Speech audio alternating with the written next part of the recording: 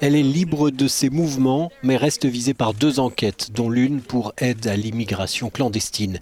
Carola Rackete est sortie ce jeudi de 2 heures d'audition au palais de justice d'Agrigente, en Sicile, dont dépend le port de Lampedusa, où elle a fait accoster de force le Sea-Watch 3 et fait débarquer 40 migrants le 26 juin dernier.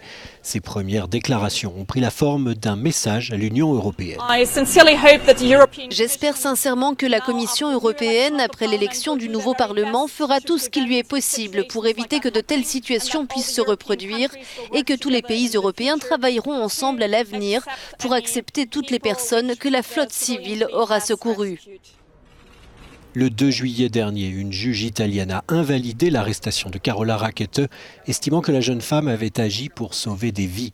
Mais le parquet d'Agrigente s'est pourvu cette semaine en cassation contre cette décision.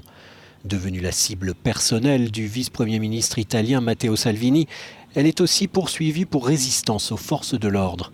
En attendant, le Sea-Watch 3 reste sous séquestre dans le port sicilien de Licata.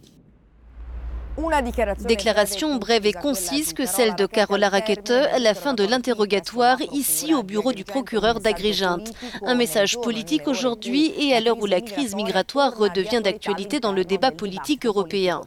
Puis l'un de ses avocats est intervenu précisant que l'interrogatoire s'était concentré sur la reconstitution du moment du sauvetage et des heures suivantes lorsque le navire est entré dans les eaux territoriales italiennes.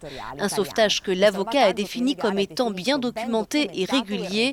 Il a ensuite précisé que bien que les enquêtes se poursuivent, Carola Rackete est libre, elle peut voyager même si elle n'a pas confirmé si elle rentrerait bientôt en Allemagne.